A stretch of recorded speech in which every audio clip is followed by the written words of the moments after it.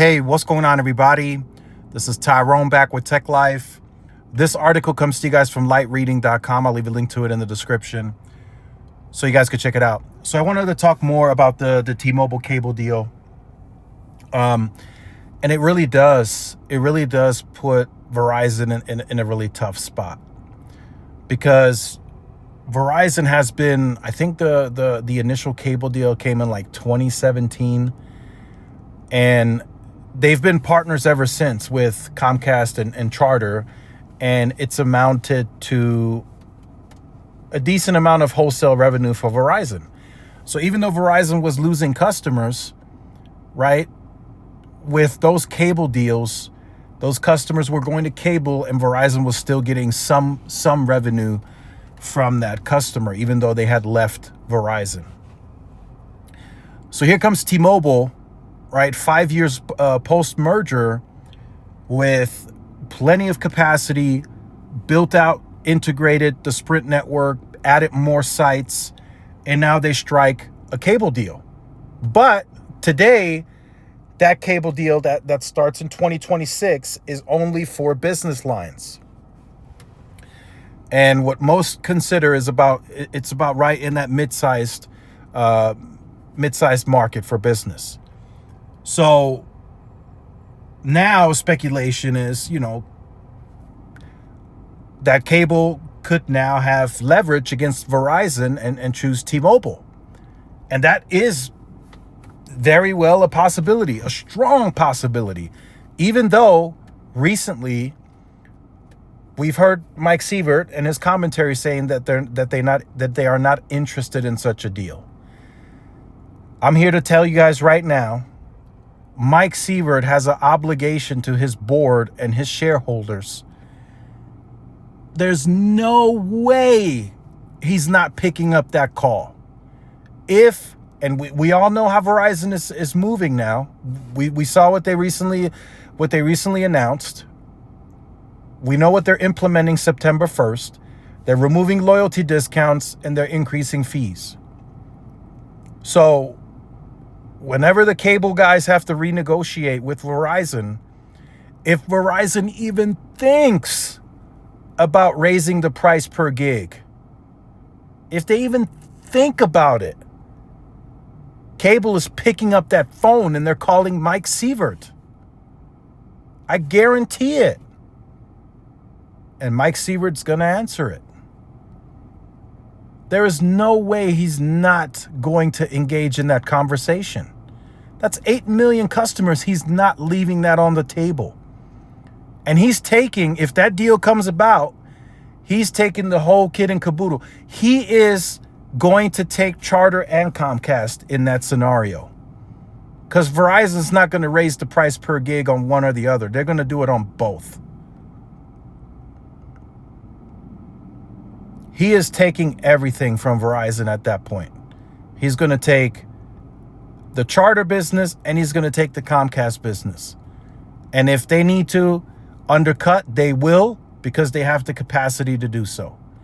Even going into 2026, 2027, they'll have plenty of capacity to take that business from Verizon. So it puts Verizon in a very tough spot.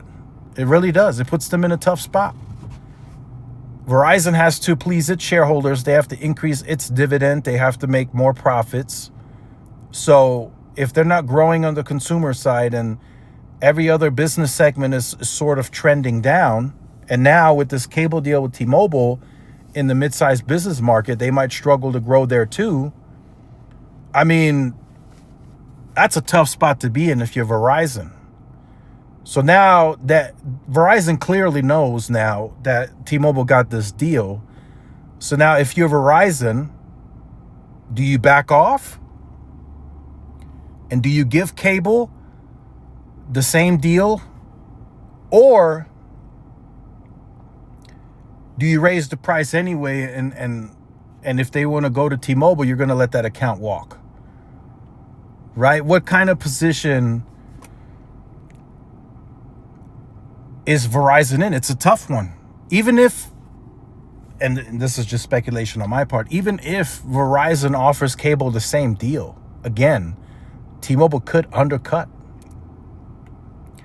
They could very well undercut. And I don't know what that looks like. I mean, Verizon and cable keep saying they got a great deal. So, I mean, but T-Mobile could undercut. They could very well do it. T-Mobile right now is in a position of strength. They just got US Cellular. That's more spectrum, more sites. They still have AWS to move. They still have C-band across 225 pops. They are in a position of strength.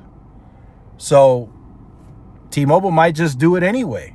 They might just say, hey, whatever Verizon's offering you, we'll undercut it.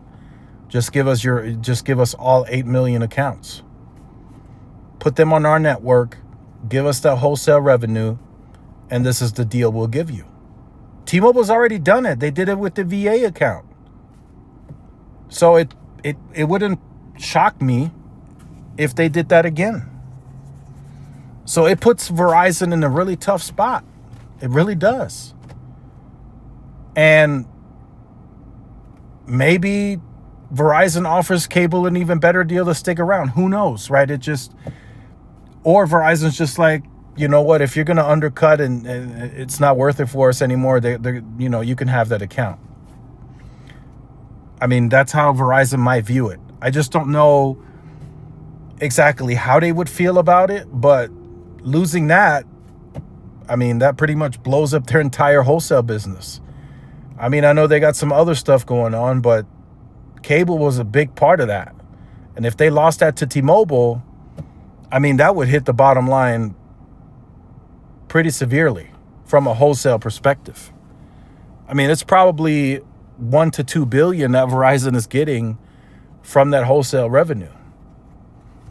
So it's an interesting, tough spot for Verizon to be in. Never have they ever been in that type of position before where their backs are against the wall, so to speak. And who knows what they may have to do to retain the cable deal, right? But if I'm T-Mobile, I'm putting pressure on Verizon. And I think that's what T-Mobile's planning on doing. And that's why that was my main question in the original video. Why didn't Verizon get the business deal too? They were already involved with cable on the consumer side.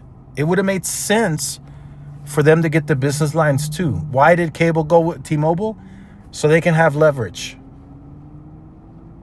They can have leverage because it's probably very, very close to that contract being renegotiated between cable and Verizon.